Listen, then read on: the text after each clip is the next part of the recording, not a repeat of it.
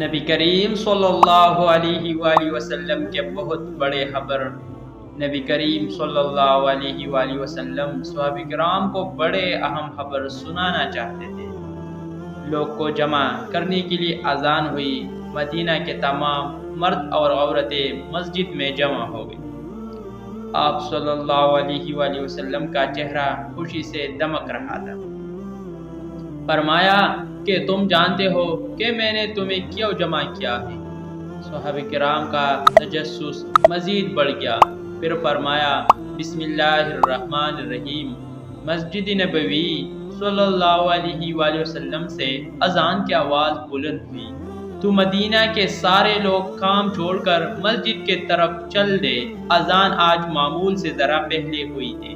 کچھ لوگ نے یہ محسوس بھی کیا کہ ابھی نماز کے کچھ وقت باقی ہے، لیکن بلاؤ جو ان کے مسجد سے آیا تھا اس نے کام ادھوری چھوڑے اور حاصل ہو گئی۔ نبی کریم صلی اللہ علیہ وآلہ وسلم کبھی گوار ایسا فرمایا کرتے تھے جب کبھی صحابہ کرام کو کسی خاص بات سے آگاہ کرنا ہوتا تو آپ حضرت بلال کو بلاتے، انہوں نے اذان دینے کا حکم فرماتے۔ حضرت بلال رضی اللہ تعالیٰ عنہ اذان دیتے تو صحابہ کرام اپنے تمام کام چھوڑ کر مسجد میں حاضر ہو جاتے۔ آج بھی کچھ ایسا ہی معاملہ تھا۔ نبی کریم صلی اللہ علیہ وآلہ وسلم صحابہ کرام کو بڑے اہم خبر سنانا چاہتے۔ لوگوں کو جمع کرنے کے لیے اذان ہوئی۔ مدینہ کے تمام مرد اور عورتیں مسجد میں جمع ہو گئی۔ اللہ کے نبی صلی اللہ علیہ وآلہ وسلم مسجد میں بیٹھے ہوئی تھی اور آپ صلی اللہ علیہ وآلہ وسلم کا چہرہ خوشی سے دمک رہا تھا۔ مسجد میں آنے والے صحابہ کرام نے نبی اکرم صلی اللہ علیہ وآلہ وسلم کو حشاش بشاش دیکھا تو سمجھ گئے کہ کوئی بہت اہم خبر ہے جس سے آپ لوگوں کو آگاہ کرنا چاہتے تھے۔ نبی اکرم صلی اللہ علیہ وآلہ وسلم منبر پر بیٹھتے ہی صحابہ کرام رضی اللہ تعالیٰ عنہ کو مخاطب کرتے ہوئے فرمایا تم جانتے ہو کہ میں نے تمہیں کیوں جمع کیا؟ صحابہ کرام نے بلند آواز میں جواب دیا اللہ تعالیٰ یا اللہ کے رسول صلی اللہ علیہ وآلہ وسلم کے طرف جانتے ہیں۔ صحابہ کرام تجسس مزید بڑھ گیا۔ ہر کوئی اپنے اپنے جگہ بیٹھ کر شوق سے سن رہا تھا اور دل ہی دل میں سوچ رہا تھا کہ نہ جانے آج کون سی اہم خبر ہے جس سے سنانے کے لیے آپ صلی اللہ علیہ وآلہ وسلم خوش ہو رہے۔ نبی اکرم صلی اللہ علیہ وآلہ وسلم نے صحابہ کرام کو مخاطب کر کے فرمایا میں نے تمہیں اس لیے جمع کیا ہے کہ تمیداری ایک عیسائی نوجوان تھا۔ اللہ تعالیٰ نے اسے ہدایت نصیب فرمائے اور اب وہ اسلام لا چکا۔ وہ میرے پاس آیا، اس نے بیعت کی اور اسلام قبول کر لیا۔ اس نے اپنے باتوں کے دوران مجھے ایک ایسی بات بتائی جو میں تمہیں بتانا چاہتا اور تمہیں اکثر اس بات سے خبردار کر چکا۔ تمیم نے مجھے بتایا کہ مجھے ایک دفعہ سمندر میں سفر کرنا پڑا۔ ہم کل 30 آدمی کشتی سمندر کے موجوں کے تپیڑے کھاتے لہروں پر تیرتے چلے جا رہے۔ اچانک سمندر میں طوفان آ گیا، تیز ہوا چلنے لگی اور پانی کے لہریں آچل آچل کر بلند ہو لگی۔ کشتی کے مسافر پریشان ہو گئے۔ ہر کوئی اپنے اپنے خدائے کو پکارنے لگا۔ کسی کو کچھ سمجھ نہیں آ رہا تھا کہ کیا کرے۔ سمندر سے اٹھنے والے لہریں ایک سمت کے بجائے ہر طرف سے کشتی کی اپنی لپیٹ میں لے رہی تھی۔ کشتی اپنی منزل سے ہٹ کر سمندر کے طوفانی موجوں کے رحم و کرم پر تھی۔ ایک طرف سے آنے والا پانی کا ریلا کشتی کو اپنے ساتھ بہا کر لے جاتا تو دوسرے طرف اس سے بھی بڑے موج کشتی کو اپنے ساتھ کسی اور سمت لے جاتے۔ کشتی کا میلہ کچھ دیر تک تو سمندر کے بے رحم موجوں کا مقابلہ کرتا ہے اور اپنی کشتی کو بنور سے نکالنے کے ہر ممکن کوشش میں رہا، لیکن جب اس کے ہر تدبیر ناکام ہوئی تو وہ بھی ایک طرف ہو کر بیٹھ گیا مسافروں کے ساتھ خود ملا بھی پریشان تھا کہ ایسی برہم فوجوں کا مقابلہ کیسے کرے۔ ڈوبتے سورج نے مسافروں کے پریشانی میں اور بھی اضافہ کر دیا۔ سورج غروب ہونے کے قریب تھا اور اس کے روشنیاں آہستہ آہستہ ختم ہوتی چلے جا رہی تھی۔ اپنے منزل کے خبر ہوتی تو رات ہونے کا کوئی ڈر نہ تھا، لیکن آپ تو یہ خبر بھی نہ تھی کہ کشتی کیسے سمجھ جا رہی اور سمندر کے لہریں کشتی کو کب تک سلامت رہنے دے گی۔ رات ہوئی اور کشتی اسی طرح سمندر کے مچلتی لہروں پر ڈولتی رہی۔ کسی کو کچھ خبر نہ تھی کہ کشتی کس سمت روا ہے اور اس کا انتظام کیا ہوگا۔ رات کا اندھیرا اور پھیل گیا تو سمندر میں ہر طرف تاریکی چھا گئی۔ کشتی کے مسافر ایک دوسرے کو دیکھ بھی نہیں سکتے تھے، بس ایک آواز تھی جو آدمی کے موجود ہونے کا پتہ دیتی۔ خوف و دہشت کے عالم میں رات بیت گئی اور صبح ہوتی ہی اندھیرے کی جگہ سمندر میں چاروں طرف روشنی پھیلنے لگی۔ کشتی کے رات میں چلنے کے بعد کیسے کو نہ معلوم نہ تھا کہ کیسی جگہ پہنچ گئی ہے۔ رات بھر کشتی ہے اسکول کاتی پانی کے لہروں پر تیرتی رہی اور یہی اسکول بھی کاتی پانی کے لہروں پر تیرتی رہی، اور اب صبح ہونے پر بھی سمندر کے موجیں جس طرف پانی کا بہاؤ کرتی تھی کشتی اس طرف چلنے لگتی ہے۔ سمندر میں پھنسے ایک دن اور گزر گیا اور رات آ گئی۔ پھر رات کے بعد اور دن کے بعد رات آتی ہے اور کشتی کو سمندر میں پھنسنے پورے 3 دن گزر گئے۔ 3 دن بعد سمندر میں بولے بٹ کے مسافروں کو دور کہیں ایسا نظر آیا جیسے کچھ درخت سمندر میں کھڑے ہو۔ مصیبت میں پھنسے ان مسافروں کے لیے وہ درخت زندگی کے نئی امید بن گئی۔ ڈوبتوں کو تنگی کا سہارا کی مثال تھی۔ کشتی کے مسافر جو موت کی امید کر بیٹھے تھے، ان کے چہروں پر اب زندگی کے مسرتیں دوڑ رہی تھی۔ کشتی اور قریب ہوئی تو درخت باغ سے دکھائی دینے لگی۔ سورج غروب ہونے کے قریب تھا اور ملا 3 دنوں سے ملنے والا پہلا موقع کھونا نہیں چاہتا تھا۔ اسے ڈر تھا کہ اگر رات ہو گئی تو سمت کا اندازہ لگانا مشکل ہو جائے گا۔ کشتی آہستہ آہستہ درختوں کی طرف بڑھتی رہی۔ درخت اور قریب ہوئی تو مسافروں کو یہ جان کر بہت خوشی ہوئی کہ یہ سمندر میں کوئی جزیرہ ہے۔ ملا کی محنت بھر آئے اور اب بھی سورج مکمل قریب پہنچ گئے۔ سب مسافروں نے جزیرے پر قدم رکھتی ہے سکہ سانس لیا۔ 3 دن تک وہ زندگی اور موت کے کشمکش میں رہے تھے، اور اب موت کا خوف کچھ کم ہوا تو ان کو راحت اور سکون کے کچھ لمحات میسر آ گئے تھے۔ اس خوشی میں وہ اس رات جزیرے کو دیکھ رہے تھے۔ سورج غروب ہو رہا تھا اور اندھیرا چھا رہا تھا، تاریکی چھا رہی۔ غروب ہوتی ہی سورج نے انہیں مغرب اور مشرق کے سمتوں کے پہچان کروا دی تھی، لیکن انہیں یہ خبر نہ تھی کہ وہ کیسے جگہ پر موجود ہے۔ مسافر کو جزیرے پر اترے بھی زیادہ دیر نہ گزری تھی کہ درختوں کے درمیان سے ایک عجیب و غریب قسم کا جانور نمودار ہوا۔ جانور کے پورے جسم پر بال ہی بال آ گئے ہوئی تھی۔ اقبال اس قدر لمبے اور گھنے تھے کہ یہ معلوم ہی نہ ہوتا کہ جانور کا اگلا حصہ کون سا ہے اور پچھلا حصہ کون سا۔ سارے مسافر اسرار جزیرے پر اس عجیب و غریب جانور کو دیکھ کر حیران و پریشان ہو گئے۔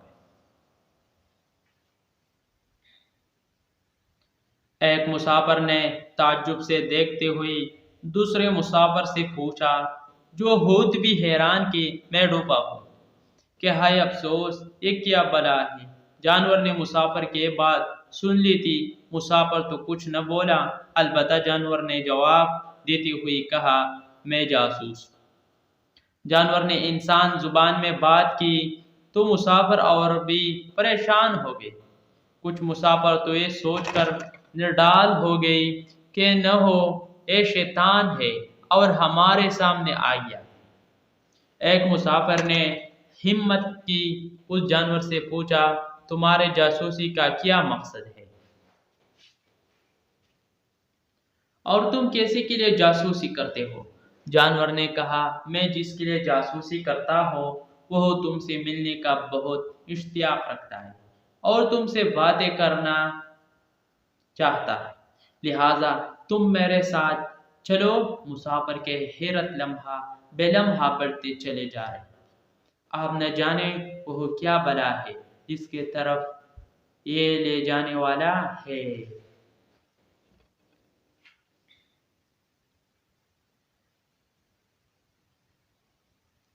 تمام مسافر چپ چاپ خاموشی سے اس کے پچھلی ہولی جانور درختوں کے درمیان بنے راستوں سے ہوتا ہوا ایک پرانے محل کے سامنے جا کھڑا ہوا۔ محل کو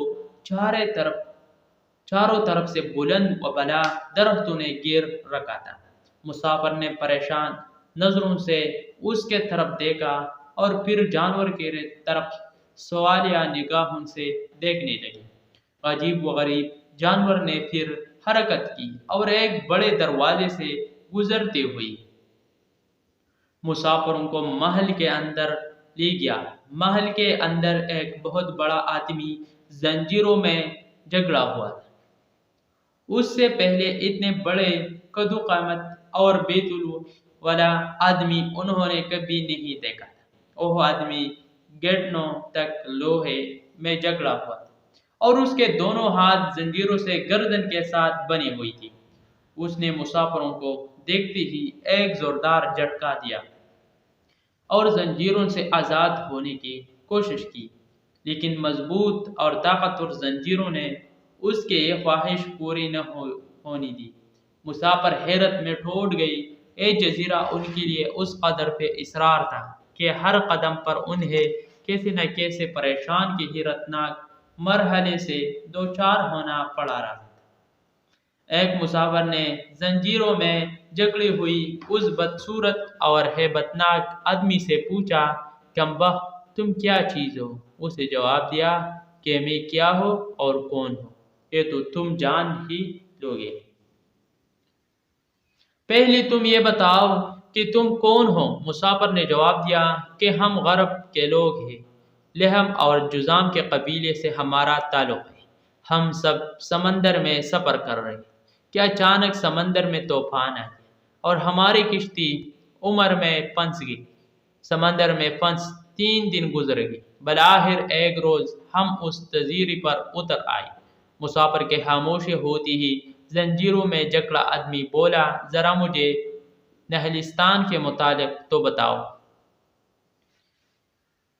مسافر نے تو زنجیروں میں جکڑی انسان نے کہا، نہلستان کے متعلق میں یہ جاننا چاہتا ہوں کہ وہاں کھجوروں پر پھل لگتا ہے کہ انہوں نے کہا، ہاں پھل لگتا ہے۔ قیدی نے اس سے بڑے لہجے میں کہا، خبردار عنقریب اس پر لگنا بند ہو جائے گی۔ اور پھر مسافروں سے مخاطب ہو کر بولا، اچھا طبرستان کے دریاؤں کے متعلق تو بتاؤ۔ مسافروں نے کہا کہ دریا کے متعلق کیا پوچھنا چاہتے؟ بولا، اس میں پانی ہے۔ مسافر نے کہا، ہاں اس میں پانی موجود ہے، تو پھر اس کا پانی عنقریب ختم ہو جائے گا۔ اس نے آنے والے وقت کے خبر سے آگاہ کیا، پھر بولا، مجھے زر کے چشمے کے متعلق تو کچھ بتاؤ۔ مسافر نے کہا، کیا پوچھنا چاہتے ہو؟ قیدی نے کہا، یہی کہ چشمے میں پانی ہے کہ انہیں، اور اگر پانی ہے تو پھر وہاں کے لوگ اس پانی سے کھیتی باڑی کرتے ہیں کہ نہیں؟ مسافر نے کہا، اس میں پانی ہے اور اس پانی سے وہاں کے لوگ کھیتی باڑی کرتے ہیں، زراعت کرتے ہیں۔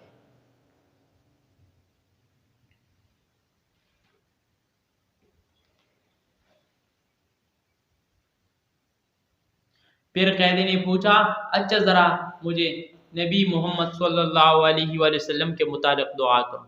مسافر نے بتایا کہ انہوں نے مکہ سے اپنے دعوت کا اعزاز کیا اور آپ وہ مکہ سے نکل کر مدینہ میں موجود ہیں۔ قیدی نے پھر پوچھا، کیا وہ عرب کے لوگوں کے ساتھ کوئی لڑائی لڑی؟ مسافروں نے بتایا کہ ہاں۔ پھر پوچھا، عربوں نے لڑائی میں ان کے ساتھ کیا سلوک کیا؟ مسافروں نے کہا، لڑائی میں وہ عربوں پر غالب رہے اور بہت سے عربوں نے تو ان کی اطاعت بھی کر لی، ان کے تابعداری بھی کر لی، اور آپ وہ خود کو ان کے تابعداری میں رکھتی ہے۔ یہ سنتی ہی وہ اسے سے پنکارا اور زنجیروں کو جھٹکا دیا۔ مسافروں کو مخاطب کر کے بولا، کیا میں تم کو خود کے متعلق بتا دوں؟ میں دجال ہوں، اور تمہاری باتوں سے یہ معلوم ہوتا ہے کہ مجھے یہاں قید سے جلد چھٹکارا ملنے والا ہے۔ لگتا ہے کہ وہ زمانہ قریب آ گیا ہے جب مجھے یہاں سے نکلنے کی اجازت ملے، پھر اس جزیرے سے نکلوں گا اور 40 دنوں میں ساری دنیا گھوموں گا، ساری دنیا کا چکر لگاؤں گا۔ کوئی بستی اور گاؤں ایسا نہ ہوگا جہاں سے میرا گزرنا ہوگا۔ ہاں، مکہ اور مدینہ کے شہروں میں جانا میرے بس سے باہر ہے، مجھے وہاں جانے کی اجازت نہیں۔ میں ان دونوں شہروں میں داخل ہونے کی کوشش بھی کروں گا تو میرے آگے فرشتے رکاوٹ بن جائے گی، آڑ بن جائے گی۔ ان کے ہاتھوں میں تلواریں ہوں گی اور وہ مجھ سے لڑیں گے۔ صحابہ کرام رضوان اللہ تعالی علیہم اجمعین بڑے انہماک سے نبی اکرم صلی اللہ علیہ وآلہ وسلم کی زبانی حضرت تمیمداری رضی اللہ عنہ کے اس پر اسرار جزیرے پر دجال سے ملنے کے داستان سن رہے تھے۔ ممبر پر بیٹھے بیٹھے لاٹھی اٹھائی اور اس کو زور سے ممبر پر مارا۔ صحابہ کرام اس دلچسپ داستان میں کھوئی ہوئی تھی، لاٹھی کے آواز پر متوجہ ہوئے تو نبی اکرم صلی اللہ علیہ وآلہ وسلم نے فرمایا، طیبہ یہی ہے، طیبہ یہی ہے، طیبہ یہی ہے۔ طیبہ سے مراد مدینہ منورہ اور دجال اس شہر میں داخل نہیں ہو سکتا۔ کیا میں تمہیں پہلے سے ہی اس دجال کے متعلق آگاہ نہیں کر چکا؟ صحابہ کرام نے جواب دیا، ہاں یا رسول اللہ صلی اللہ علیہ وآلہ وسلم، بالکل، آپ پہلے اس کے متعلق آگاہ کرتے رہے۔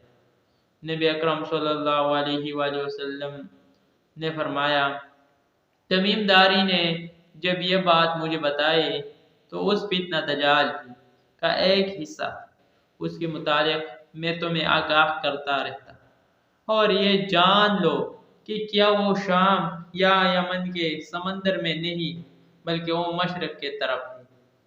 نبی اکرم صلی اللہ علیہ وآلہ وسلم نے اپنا ہاتھ مشرق کے طرف کیا، مشرق کے طرف بحر ہندی اور حضرت تمیمداری رضی اللہ عنہ کی کشتی طوفان میں پھنس کر جس پر اسرار جزیرے پر پہنچ گئی تھی، وہ اس بحر ہند میں کہیں اس پر اسرار جزیرے میں جہاں دجال قید ہے۔ اس کے متعلق حضرت تمیمداری رضی اللہ تعالیٰ عنہ کے بعد آپ تک کوئی نہیں پہنچ سکا اور نہیں کسی کو اس پر اسرار جزیرے کے متعلق کوئی خبر ہے۔ حضرت تمیمداری رضی اللہ تعالیٰ عنہ حضرت عیسیٰ علیہ السلام کے مذہب کے ممتاز عالم اور انجیل پر پورے دسترس رکھتے، لکھنا پڑھنا جانتے، زمانہ جاہلیت میں نیک فطرت قریب و مخاطبوں کے سہارا تھے۔ یہود و انصار کے ممتاز علماء میں آپ رضی اللہ تعالیٰ عنہ کا شمار ہوتا۔ ابن حجر رحمۃ اللہ علیہ نے تہذیب التہذیب میں لکھا ہے کہ وہ کتاب عہد کبیر اور جدید کے معنی والوں میں سے تھے۔ اس وجہ سے یہود و نصارے دونوں ان کو اپنے علماء میں شمار کرتے۔ بہت ہی ذہین تھے، جو کچھ پڑھتے ازبر کر لیا کرتے تھے۔ آپ کی طبیعت میں عزیز و انکساری کوٹ کر بری ہوئی تھی، ریاکاری نمود و نمائش سے سخت نفرت تھی، ظاہر و باطن شفاف، تازی شعور اور معاملہ فہم۔ مکہ مدینہ کے لوگ تجارت کے سلسلے میں اکثر ملک و شام جاتے رہے۔ ان سے آپ صلی اللہ علیہ وآلہ وسلم اور آپ صلی اللہ علیہ وسلم کے دعوت توحید کا حال سن کر ان کے دل اور زمین نے آپ صلی اللہ علیہ وآلہ وسلم اور آپ صلی اللہ علیہ وسلم کی دعوت کی صداقت کے گواہی دی اور وہ حق کے جانب مائل ہو گئی۔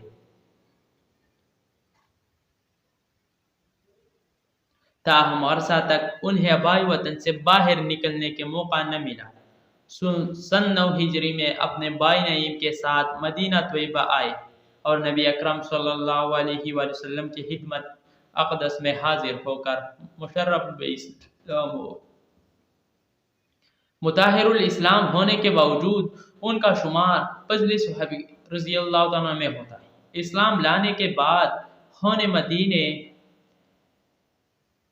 طیبہ میرے خواہش اختیار کی۔ حیثیت نبوی صلی اللہ علیہ وآلہ وسلم کے بعد چند ماہ میں مسجد نبوی تعمیر ہو گئی۔